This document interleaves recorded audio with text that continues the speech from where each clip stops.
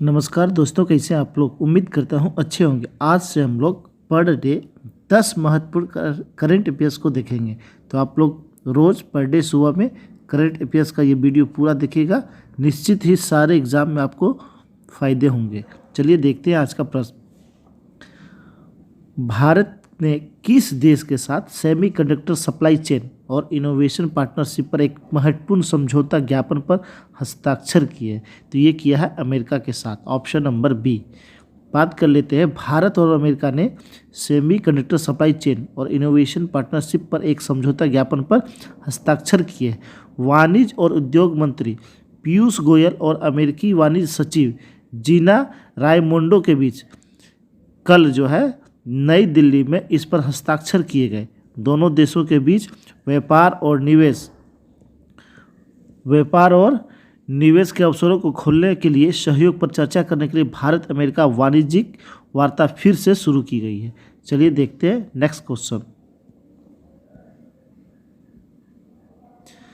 Question है, चीन के राष्ट्रपति के रूप में किसे तीसरे कार्यकाल के लिए चुना गया है? तो किसे चुना गया है? Xi Jinping, option number C. किसे? शी जिनपिंग को चुना गया है। राष्ट्रपति शी जिनपिंग को तीसरी बार चीन का राष्ट्रपति चुन लिया गया। पिछले वर्ष अक्टूबर में चीन की पीपुल्स पार्टी की वार्षिक बैठक का आयोजन किया गया था, जिसमें नेशनल पीपुल कांग्रेस में शी जिनपिंग को शीर्ष नेता चुन लिया गया था। शी जिनपिंग को राष्ट्रपति चुनने के पक्ष में रिकॉर्ड 2992 मत पड़े, वहीं विरोधी में एक भी मत नहीं पड़े। और शी जिनपिंग वर्ष 2013 में पीपुल्स रिपब्लिक ऑफ चाइना के प्रेसिडेंट बने। इसके साथ उन्हें चीन के सेंट्रल मिलिट्री कमीशन का अध्यक्ष भी चुन लिया गया है। चलिए देखते। क्वेश्चन है, हाल ही में इंडियन एयरफोर्स की फ्रंट लाइन कॉम्बैट यूनिट की कमान संभालने वाली पहली महिला बनी है। ये बनी है Shalija Dhami, option number A. कौन बनी है? शालिजा धामी बनी है। भारतीय वायुसेना की ग्रुप कैप्टन शालिजा धामी को पश्चिमी क्षेत्र में फ्रंट लाइन कॉम्बैट यूनिट की कमान संभालने के लिए चुना गया है। तीनों सेवाओं में किसी कॉम्बैट यूनिट की कमान संभालने वाली वह पहली महिला होगी। ग्रुप कैप्टन धामी को 2013 में एक हेलीकॉप्टर पायलट के रूप में भारतीय वायुसेना में नियुक्त किया गया था और उनके पास लगभग 2800 घंटे से अधिक उड़ान का अनुभव है। और महिलाओं को भारतीय वायुसेना में लगभग 30 वर्षों से शामिल किया जा रहा है। चलिए देखते हैं अगला प्रश्न। प्रश्न है, शेख मोहम्मद बिन अब्दुल्ला रहमान अल थानी किस देश के प्रधानमंत्री बने? तो ये किस देश के प्रधानमंत्री? कतर के। कहाँ के? कतर के, ऑप्शन नंबर ए।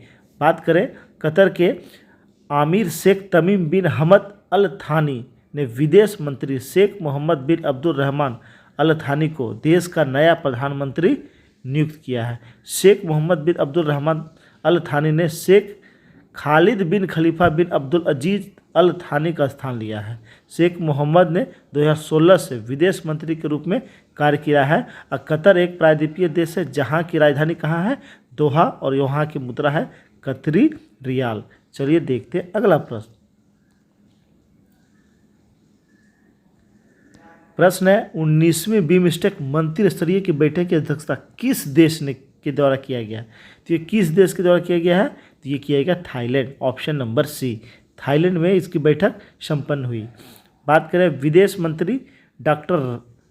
राज्य मंत्री है डॉक्टर राजकुमार रंजन सिंह ने बैंकॉक से वर्चुअली 19वीं बिमस्टेक मंत्री स्तरीय बैठक में हिस्सा लिया। इस बैठक की मेजबानी थाईलैंड की अध्यक्षता में आयोजित की गई। इस बैठक के दौरान मंत्रियों ने कोर बिमस्टेक सिस्टम के लिए प्रक्रिया के नियमों सहित दस्तावेज को मंजूरी दी। बिमस्टेक की बात करें तो बिमस्टेक 7 दक्षिण एशियाई और दक्षिण पूर्व एशियाई देशों का एक अंतर्राष्ट्रीय संगठन है। इसकी स्थापना 6 जून 1997 को बैंकॉक की घोषणा के माध्यम से की गई और इसका मुख्यालय कहाँ है? ढाका में। कहाँ है? ढाका में। चलिए अगला प्रश्न देखते हैं। प्रश्न है, सेवलॉन इंडिया ने किसे दुनिया का पहला हैंड एम्बेसडर नियुक्त किया है? ये नियुक्त किया गया है सचिन तेंदुलकर को, ऑप्शन नंबर बी। किसे? सचिन तेंदुलकर को। बात करें, सेवलॉन ने क्रिकेट के भगवान सचिन तेंदुलकर को अपने स्वस्थ भारत मिशन के लिए दुनिया का पहला हैंड एम्बेसडर बताया है। वहीं बात करें, सचिन तेंदुलकर के हाथ को उनके मुख्य नायक के रूप में चित्रित करने वाली फिल्मों की एक श्रृंखला शामिल है जो हाथ की स्वच्छता के महत्व को हर किसी के माध्यम में लाती है। चलिए देखते हैं अगला प्रश्न।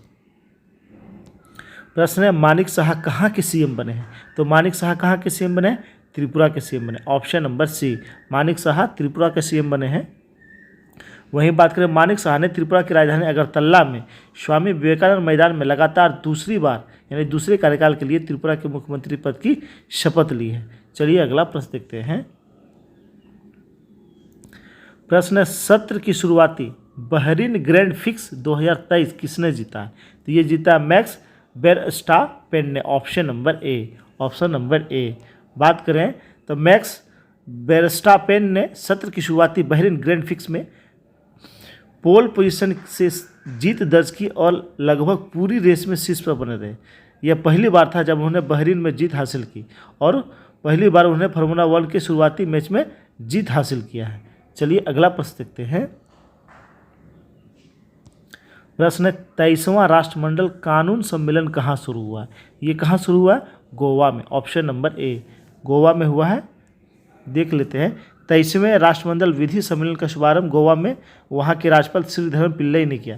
ये 5 से 9 मार्च 2023 तक आयोजित हुआ था और इस 5 दिवसीय सम्मेलन में केंद्रीय विधि एवं न्याय मंत्री श्री किरेन रिजिजू और गोवा के मुख्यमंत्री प्रमोद सावंत भी शामिल हुए थे।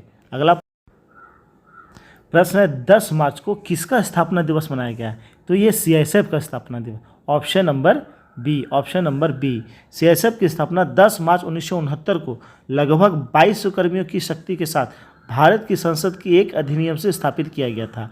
वहीं सीआईएसएफ का मतलब होता है केंद्रीय औद्योगिक सुरक्षा बल, जो भारत में एक केंद्रीय सशस्त्र बल है और यह गृह मंत्रालय के अंतर्गत आता है। और वर्तमान में सीआईएसएफ का मुख्यालय कहाँ है? नई दिल्ली में। कहाँ है? नई दिल्ली में। दोस्तों ये था 10 महत्वपूर्ण करंट अफेयर्स के प्रश्न जो सभी एग्जाम के लिए महत्वपूर्ण है। आप लोग रोज़ सुबह में वीडियो को देखिए, आपको हर एक एग्जाम में इससे फायदे होंगे। धन्यवाद।